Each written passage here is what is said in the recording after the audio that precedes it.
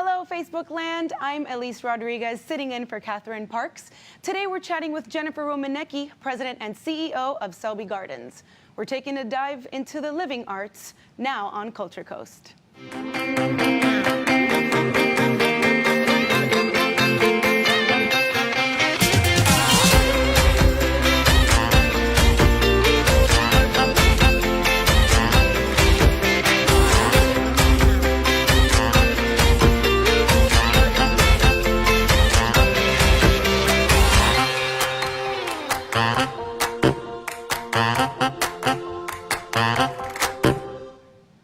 Welcome back to Culture Coast, brought to you by the Sarasota Arts and Cultural Alliance. Big thank you to Elizabeth Van Ripen. She is our presenting sponsor, and she is a realtor with Michael Saunders and Company.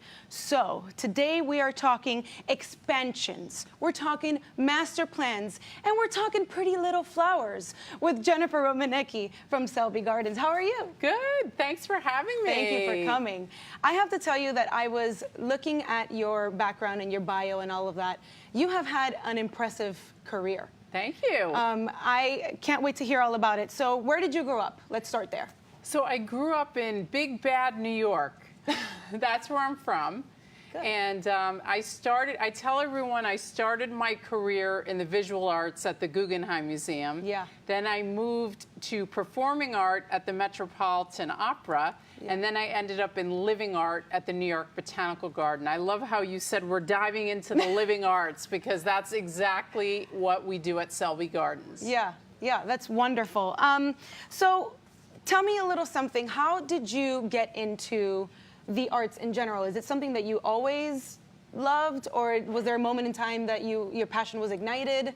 Tell me about that. That's a great question. Yeah. So I think growing up, I grew up in the suburbs of New York, in Westchester County, and you had access to all of the major museums. Right. And when I was in high school, my interest was piqued in art history.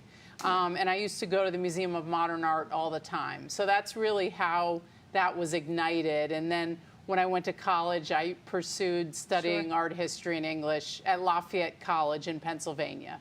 Love it. That is really, when I was reading it, I was like, this woman is a boss. She has got, like, you have had such a phenomenal career. You were with the New York Botanical Garden for 15 years, yes. Yeah? Yes, I was there for a long time. And it was a phenomenal learning experience, and just an amazing institution to be a part of, for sure. And so what exactly made you jump from New York to Sarasota? I mean, a lot of people do it, yes, but what an interesting move. So what attracted you to Sarasota and to Selby Gardens? That's a great question. So really, you know, I was born and raised in New York. My whole career was up there. Moving to Florida was nowhere on my radar, and a recruiter approached me about this opportunity to be the president and CEO of Selby Gardens. And I'd heard about Selby Gardens because it's the world's only botanical garden that focuses on the study of epiphytes, which are air plants that grow in the tree canopy instead of the soil, like orchids and bromeliads. So I'd heard about Selby, but I had never been. And so when I was approached, I thought, well, you know, it was an opportunity to be the CEO and to lead the institution. So I thought, well, why not go check it out? Yeah. And so I came, you know, down and toured and interviewed, and I was so amazed by what I found in Sarasota and by the potential of Selby Gardens. I really just saw the opportunity. And the reason we could pick up and make this move is because my husband is home full-time with our 2 sons. Nice. And in addition to being a museums consultant himself. Like I said, she is the boss. Please continue. And I don't cook. That really makes me the boss, doesn't it? Yeah. I'm proud of not cooking and not being able to either.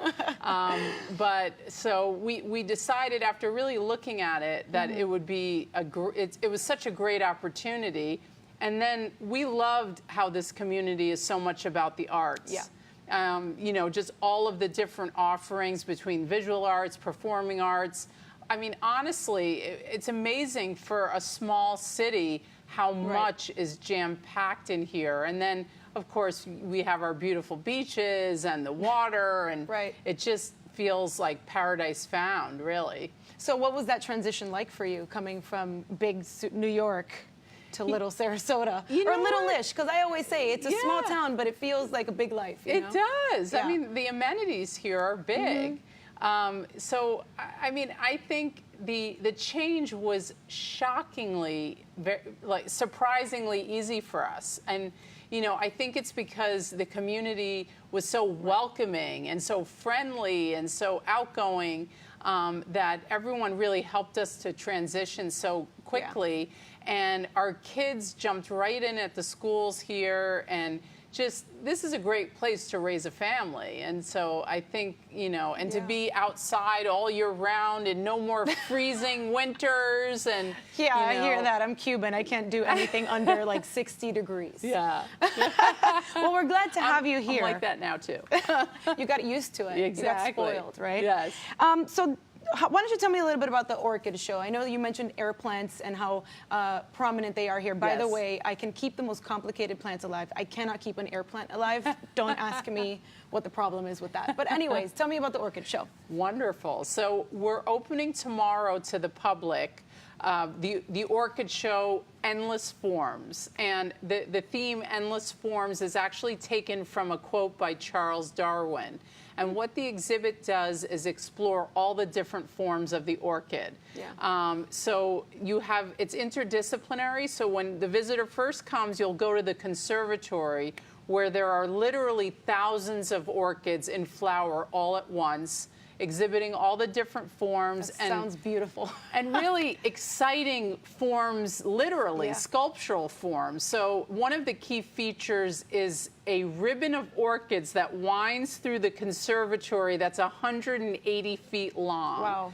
So it's a very exciting take on looking at the species forms as well as the sculptural forms of the orchids. Right. And then from there, you'll move over to our Museum of Botany and the Arts, where you will see our research collections on view. Again, the different forms of the orchid, preserved orchids that botanists use to study biodiversity, as well as rare books and prints with hand-colored orchids, and even digital orchids, because Any kind of orchid possible, any it's there. kind, exactly. So we really wanted to showcase all of the tools that a botanist Yeah. can use. And so everything from the tools used hundreds of years ago to the tools now, modern tools with technology and digitization.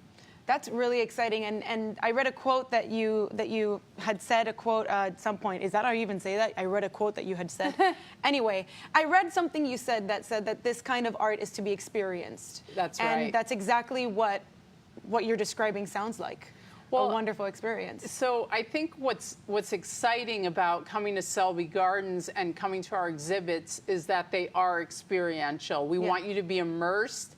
And while we do have a museum component, the living component, the living arts, if you will, you know, you don't have to stand behind a line to view it. We want you to get close. We want you to smell the flowers. We want you to really get close and be immersed. And so I think that aspect of these shows has been really exciting and very engaging for the visitors. Well, I'm going to have to go see it then. You must. You have to. So, as I can hear and as you're describing to me, you all are doing such amazing things, but there's a really amazing thing that's about to happen, I know, and that's everybody's talking about the master plan and the expansion. So what can you tell us about that? Sure. Well, you know, we undertook a major master site planning process because Selby Gardens is for two reasons. So, well, three reasons. One, to preserve our history.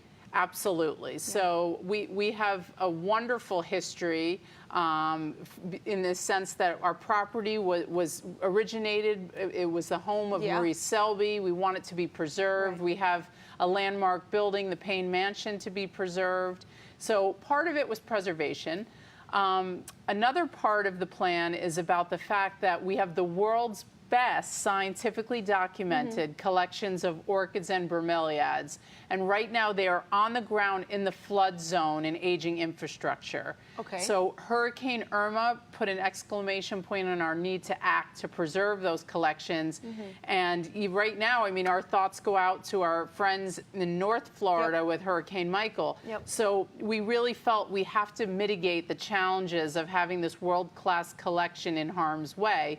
And then the final reason for the plan is the fact, which is a good problem to have, is that we can no longer accommodate our visitor base. So on peak days, we're turning away more than 200 visitors. We can't park everyone. We need the amenities that the public needs. And we now have more than 200,000 visitors annually. And we just want the experience to be at the right level, for sure. Accessible for everyone, of course. Exactly. So what we've come up with this plan is new cutting-edge structures to take care of our needs while also preserving our history. And by doing that and consolidating our operations, we pick up 50% more green space within our footprint. So more green space for the community, which I think is such an exciting component of the plan, especially in a city like ours that's booming with new development. The fact that we're going to be able to give back 50% more green space, I think, is really exciting. It is exciting, and I'm excited to watch it all happen and be along for the ride at some point. Wonderful. I'm going to go to the Orchid Show, so you better go. Anyways, okay, so final thoughts. What do you love the most about Sarasota? Well, I love Selby Gardens the most about Sarasota. Of course I do. But I think just generally as a whole with the community, I love the interdisciplinary arts programs, all of the arts groups. I think that is what makes us unique, and our spectacular beaches and waterfront. I mean, I think those aspects make Sarasota a completely unique community and a really special place to live every day. Yeah, I fully agree. I'm a recent-ish transplant, and it was the best decision ever. I agree. I feel the same way. Yeah. What is, so final thought for real. What is your favorite hobby or thing to do that has nothing to do with the arts? Just a fun tidbit for us. Paddleboarding. Nice. So you do love the ocean here. I love it. And so basically when we moved down here, for my first birthday as a Floridian, my boys and my husband got me a paddleboard. And, you know, I'm not that good, though, but I love doing it. You know, I fall off quite a bit. Some practice. Yeah, I need practice, but I really do enjoy it. You'll get there. I believe in you. Thank you. Well, thank you so much for being here. Really, it was wonderful to hear about all these great things that Selby Gardens is doing, and I can't wait to visit. Great. So that's it for our show today. We'd like to thank our presenting sponsor, Elizabeth Van Riper, with Michael Saunders and Company. Elizabeth enriches the real estate experience for her customers with her extensive market knowledge and involvement with Sarasota's diverse cultural landscape. We'd also like to thank Beautiful You for providing my wardrobe, and iStage Homes for our wonderful set. Our next show is October 25th. I will be back behind the camera, and Catherine will be back in this chair interviewing Sarasota-based photographer Andrea Hillebrand. Thank you all. See you next time.